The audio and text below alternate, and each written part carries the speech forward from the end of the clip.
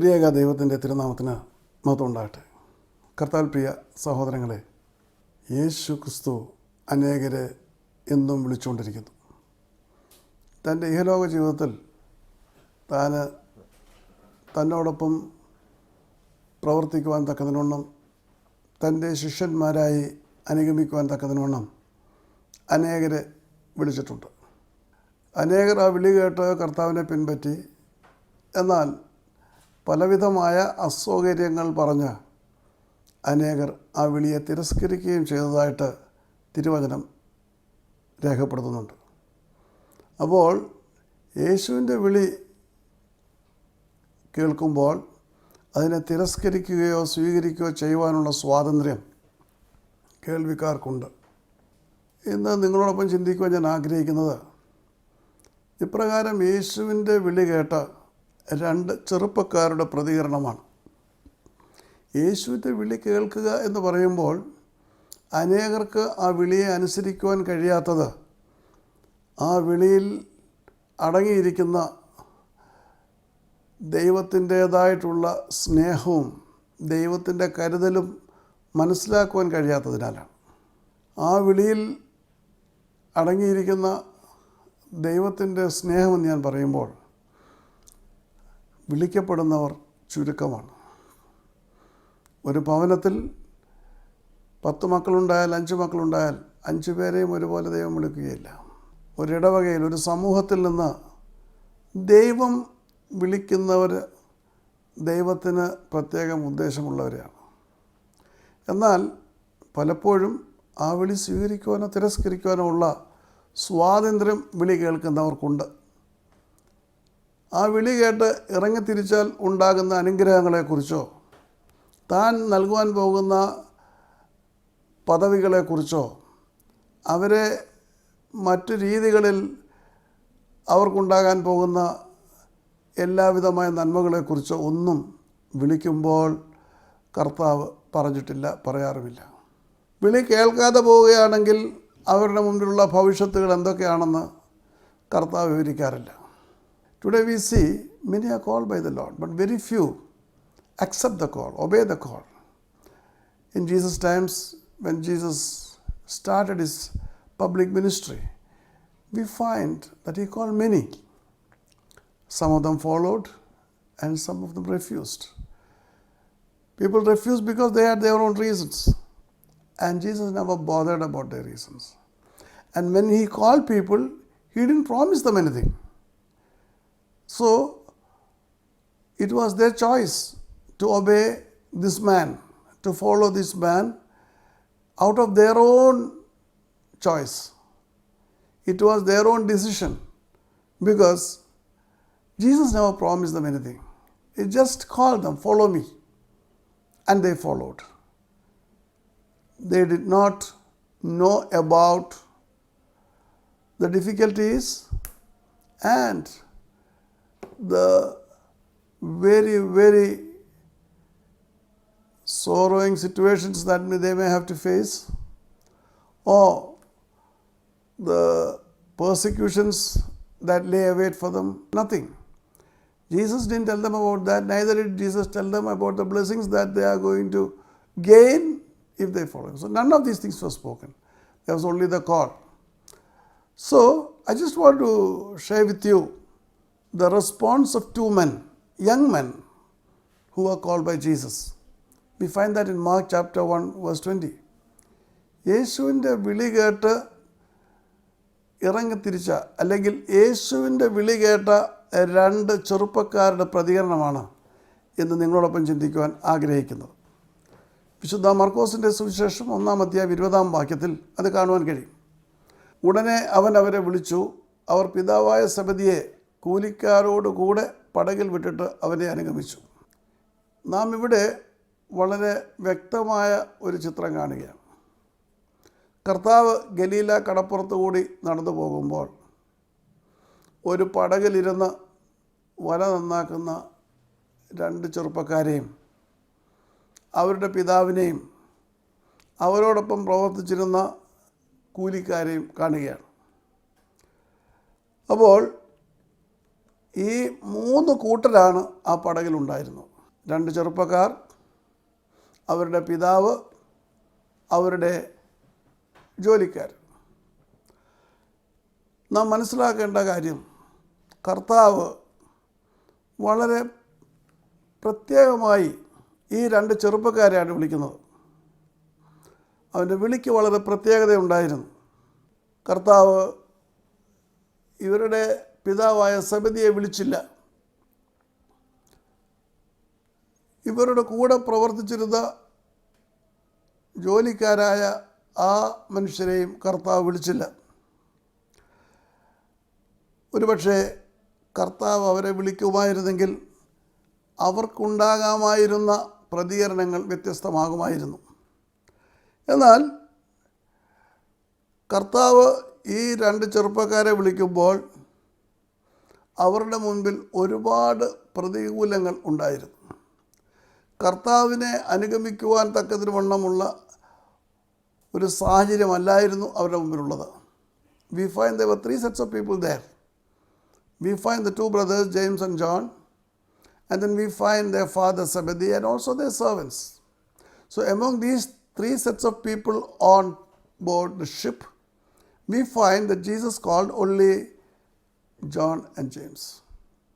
In fact, it was so difficult for these 2 young men to follow Jesus.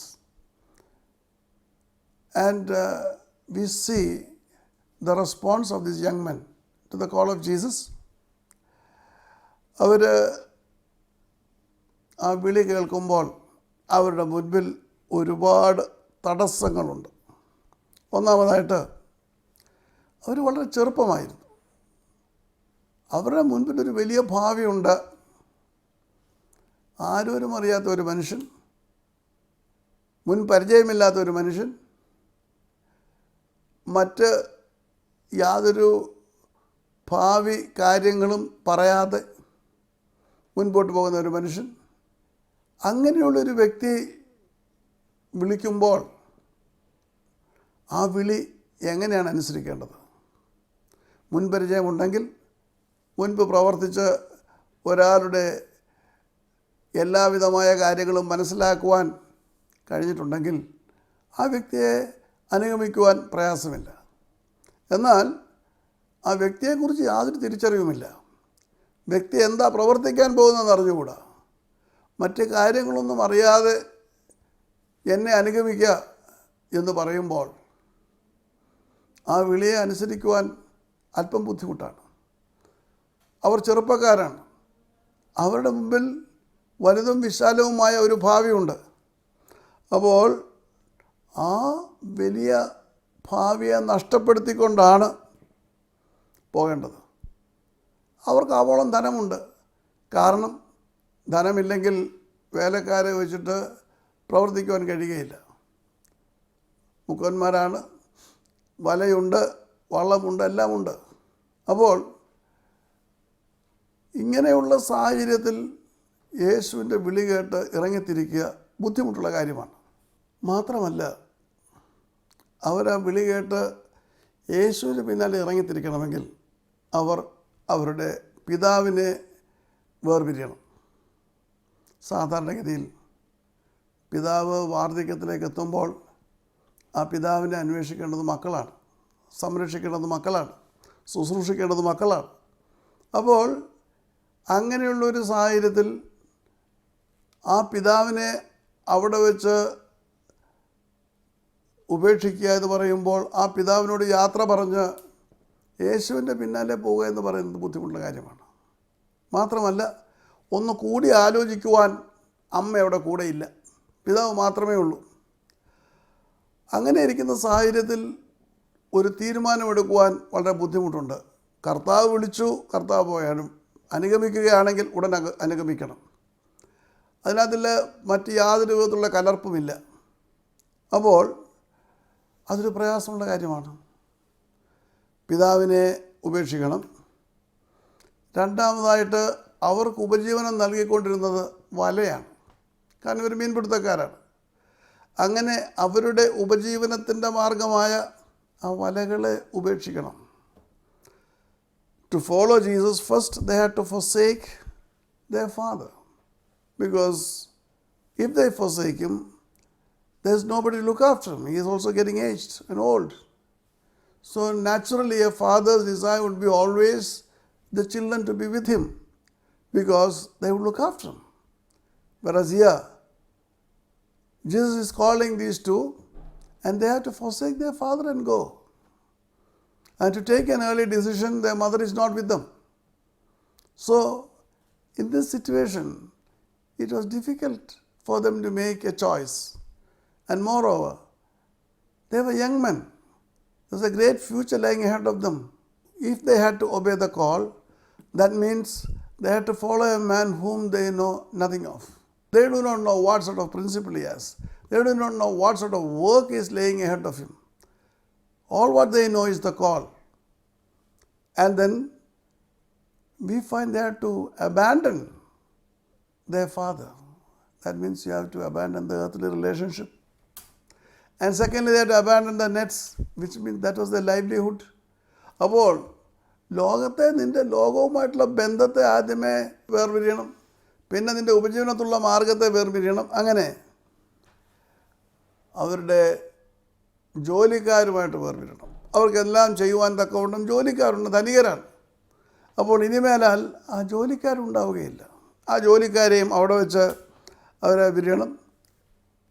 അങ്ങനെ വേർപാടുകളുടേതായിട്ടുള്ളൊരു പട്ടിക. അവസാനമായിട്ട് അവർ ആ പടകിനെ ഉപേക്ഷിക്കണം. കാരണം പടകാണ് അവർക്ക് ഈ വല വീശുവാനും മീൻ പിടിക്കുവാനും കൊണ്ടുവരാനും ഒക്കെയുള്ള മുഖ്യമായിട്ടുള്ള കാര്യം പടകാണ്. ആ പടകിനെ അവർ ഉപേക്ഷിച്ച് കഴിഞ്ഞെങ്കിൽ മാത്രമേ കർത്താവിൻ്റെ പിന്നാലെ ചെല്ലുവാൻ കഴിയൂ. ഇതുവരെയുള്ള ഇവരുടെ പ്രവർത്തനം കടലിലാണ്, മീൻപിടുത്തമാണ്. എന്നാൽ ഇനി മുതൽ അവരുടെ പ്രവർത്തനം കരയ്ക്കാകാൻ പോവുകയാണ്.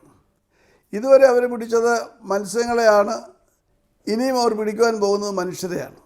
കർത്താവ് അതാണ് പറഞ്ഞത്, ഞാൻ നിങ്ങളെ മനുഷ്യരെ പിടിക്കുന്നവരാക്കും. അപ്പോൾ നാം കാണുന്നത് ഒരു വളരെ വ്യത്യസ്തമായ പാതയാണ്. So you find a very difficult situation. They had to throw away the net which was their livelihood. You see? And then they had to leave their boat, their source of income. That was the thing. It is in that boat that they went down for fishing. Now they have to throw away the boat, bid farewell to the boat. They had to bid farewell to the servants, because being rich, they had always servants with them, and servants could do everything for them. But now, if they have to follow Jesus, they have to completely bid farewell to the servants. So these are the 4 factors they were actually bound to. And we find that these 4 factors, if they put into practice, if they had decided to follow Jesus, ignoring these 4 factors, that means they are stepping up into uncertainty. അങ്ങനെ ഈ 4 ഘടകങ്ങളെയും മറികടന്നുകൊണ്ട് അവർ മുൻപോട്ട് പോവുകയാണെങ്കിൽ അവർക്ക് മുൻപിലുള്ള നഷ്ടം വളരെ വലുതാണ്. ഒന്നാമതായിട്ട് അവർ അവ്യക്തതയിലേക്കാണ് എടുത്തു ചാടുന്നത്. യേശു അവരോട് ഭാവിയെക്കുറിച്ച് ഒന്നും പറഞ്ഞിട്ടില്ല. തൻ്റെ പിന്നാലെ ഇറങ്ങിത്തിരിച്ചാൽ എന്ത് ലഭിക്കുമെന്ന് പറഞ്ഞിട്ടില്ല. എന്തെങ്കിലും പ്രതിമാസ ശമ്പളം കൊടുക്കുമെന്ന് പറഞ്ഞിട്ടില്ല. കാരണം അവരൊക്കെയും മത്സ്യബന്ധനം കൊണ്ട് ഉപജീവനം കഴിക്കുന്നവരാണ്. അപ്പോൾ തൻ്റെ വിളി കേട്ട് തൻ്റെ പിന്നാലെ വന്നാൽ ഇന്നത് താൻ അവർക്ക് നൽകുമെന്ന് പറഞ്ഞിട്ടില്ല. അതുകൊണ്ട് നാളെക്കുറിച്ചുള്ള ഒരു ഉറപ്പുമില്ലാതെയാണ് അവർ യേശുവിൻ്റെ പിന്നാലെ തിരിക്കുവാൻ തീരുമാനിച്ചത്. അവ്യക്തതയിലേക്കുള്ള ഒരു എടുത്തുചാട്ടം. മാത്രമല്ല, അവരുടെ പിതാവിൻ്റെ സ്വത്തിന് ഇനിയും അവർക്ക് അർഹത ഉണ്ടാവുകയില്ല. പിതാവിനെ വാർദ്ധക്യത്തിൽ ശുശ്രൂഷിക്കുകയും സംരക്ഷിക്കുകയും ചെയ്യുന്നവർക്കാണ് പിതൃസ്വത്ത് ലഭിക്കുന്നത്. എന്നാൽ പിതാവിനെ തനിച്ചാക്കിയിട്ട് ഇവർ രണ്ടുപേരും യേശുവിൻ്റെ പിന്നാലെ പോയാൽ അവർക്കൊരിക്കലും പിതൃസ്വത്ത് അവകാശം ലഭിക്കുകയില്ല. അതും ഭാവിയെക്കുറിച്ച് ചിന്തിക്കുമ്പോൾ ഒരു വലിയ ബാധ്യതയാണ്. കാരണം യാതൊരു സ്വത്തും അവർക്ക് ലഭിക്കുകയില്ല. മാത്രമല്ല, ഉപജീവനത്തിനായിട്ടുള്ള ഏക മാർഗം മീൻപിടുത്തമാണ്. ഈ ഗലീല കടലിന് ചുറ്റും താമസിക്കുന്ന ഇവർക്കൊക്കെയും മറ്റൊരു തൊഴിൽ അറിഞ്ഞുകൂടാ. ആകെ അറിയാവുന്നത് മീൻപിടുത്തമാണ്. കാരണം അതൊരു മുക്കോ വില്ലേജാണ്. അപ്പോൾ ഭാവി എങ്ങനെ എന്ത് തൊഴിൽ ജീവിക്കുന്നത് അറിയാൻ വയ്യാത്തൊരു സാഹചര്യത്തിലാണ് ഈ മീൻപിടുത്തം ഉപേക്ഷിച്ച് യേശുവിന് പിന്നാലെ പോകുന്നത്. അതോടൊപ്പം തന്നെ യേശു അവർക്ക് ഭാവിയെക്കുറിച്ച് ഒരു രീതിയിലുള്ള ഉറപ്പ് നൽകുന്നില്ല. ഞാൻ നോക്കിക്കോളാം, അല്ലെങ്കിൽ ഞാൻ മാസശമ്പളം തന്നോളാം, അല്ലെങ്കിൽ ദൈവം പുലർത്തി, ഇതൊന്നും യേശു പറയുന്നില്ല. ഉപാധികളില്ലാത്ത ഒരു വിളിയാണ് യേശുവിൻ്റെ വിളി. ഫോളോ മീ, എന്നെ അനുഗമിക്കുക. മുൻ പരിചയമില്ല, അതോടൊപ്പം തന്നെ മുൻ നിർണയങ്ങളൊന്നുമില്ല, വാഗ്ദത്തങ്ങളിൽ ഒന്നുമില്ല. ഒരേ വിളി, ഫോളോ മീ. അങ്ങനെ വിളി മാത്രമാണ് അവിടെ ഉള്ളത്. ഭാവിയെക്കുറിച്ചുള്ള ഒരു കാര്യവും അവിടെ യേശു പറയുന്നില്ല. അപ്പോൾ ഇങ്ങനെ വിളിച്ചു കഴിഞ്ഞപ്പോൾ അവർ തീരുമാനിച്ചു. പക്ഷേ വളരെ പ്രധാനപ്പെട്ട ഒരു കാര്യം വിശുദ്ധ മത്തായിയുടെ സുവിശേഷം 4-ാം അധ്യായം 22-ാം വാക്യത്തിൽ കാണുന്നുണ്ട്. അവർ ഉടനെ യേശുവിൻ്റെ വിളി കേട്ടു ഇറങ്ങി തിരിച്ചെന്നാണ്. ആ പിതാവിനോട് ചോദിച്ചില്ല, മാതാവിൻ്റെ അനുഗ്രഹം വാങ്ങിയില്ല. അതെ, മാതാവ് ഇല്ല കൂടെ. അപ്പോൾ മാതാവ് വരുവാനായിട്ട് കാത്തിരുന്നില്ല. മാതാവുമായിട്ട് ഒന്നുകൂടി ഒരു റൗണ്ട് ആലോചിച്ച ശേഷം പോകാൻ ഒന്നുമില്ല. എന്നിട്ട് പിതാവിന് ഉമ്മ കൊടുത്തിട്ടല്ല പോകുന്നത്. തങ്ങളുടേതായിട്ടുള്ള വലകളെയൊക്കെ ഒരു കൂടെ കണ്ട് കയ്യിലെടുത്തിട്ട് ആശ്വസിച്ചല്ല പോകുന്നത്. പിന്നെ യാതൊരു വിധത്തിലുള്ള കൂട്ടുകാരോട് യാത്ര പറഞ്ഞിട്ടല്ല പോകുന്നത്. അവർ ഇതൊന്നും ചെയ്യാതെ ഉടനെ യേശുവിൻ്റെ പിന്നാലെ ഇറങ്ങിത്തിരിച്ചു. They were not bothered to do all these things. They didn't bid farewell to the father, you see, and they didn't wait for the mother to come to get her blessings or to get her permission and go. None of these things. They just went immediately. That's the most important thing. No postponement. If they wanted, they could have told Jesus, Jesus, is a situation.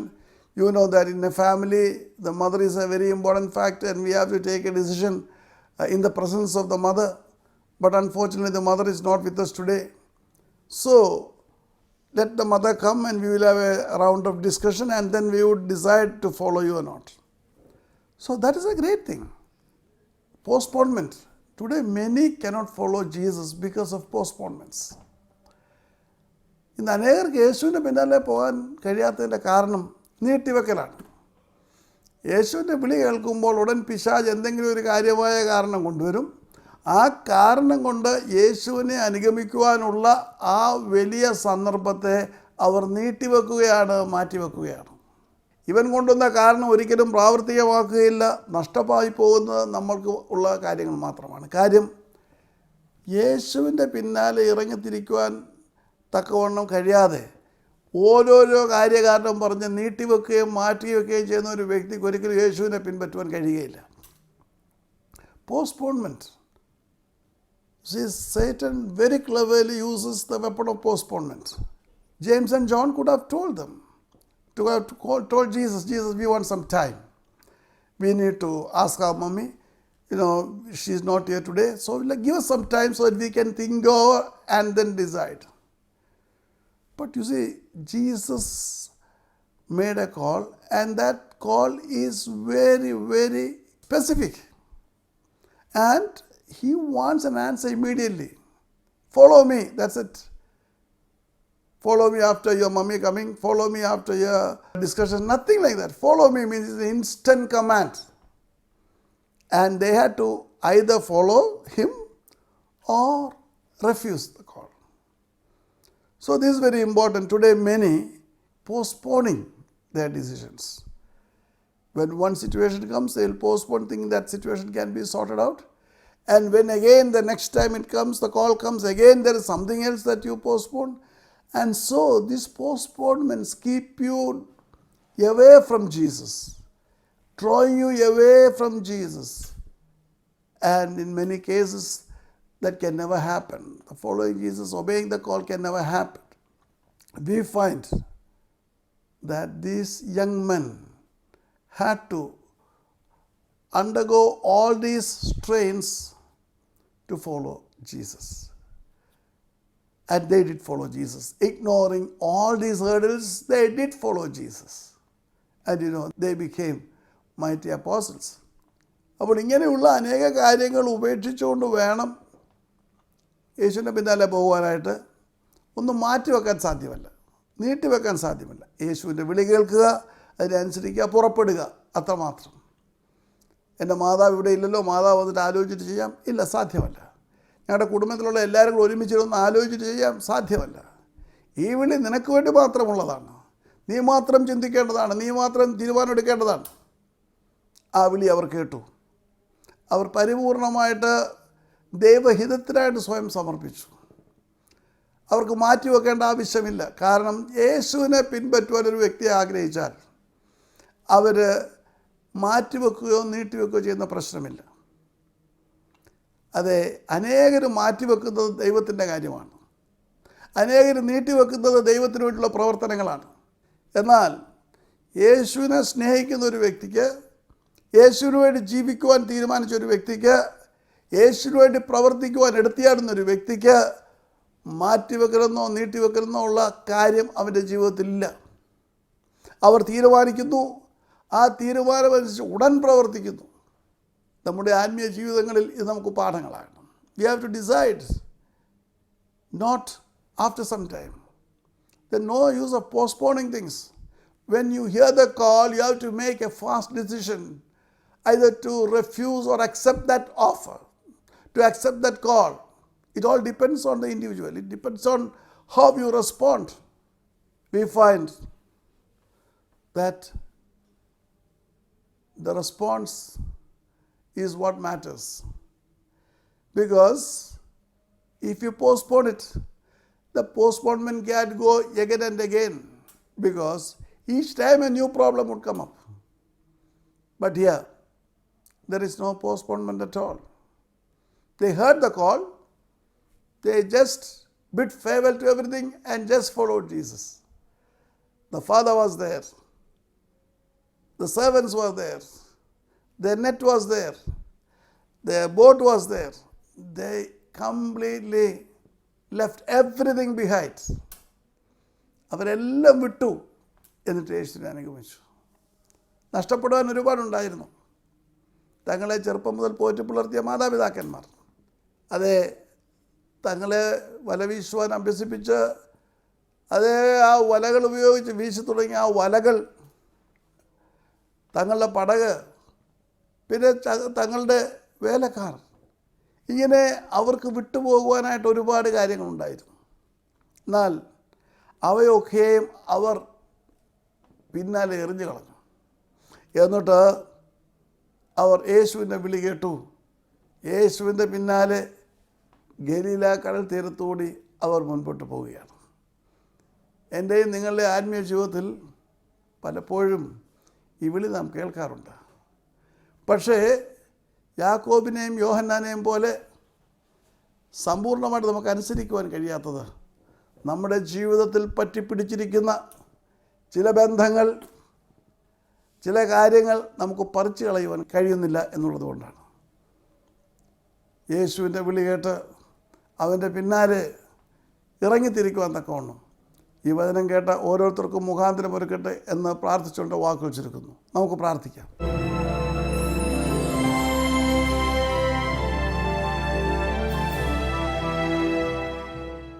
സ്നേഹിതയായ സ്വർഗ്ഗസ്ഥ പിതാവാം ദൈവമേ, അവിടുത്തെ വിളി കേട്ടുകൊണ്ട് അങ്ങേക്ക് വേണ്ടി വേല ചെയ്യുവാനും അവിടുത്തെ വയലിലേക്ക് ഇറങ്ങുവാനും തക്കതിന് വേണം ഈ ശബ്ദം കേട്ട ഓരോരുത്തരെയും സഹായിക്കണമേ.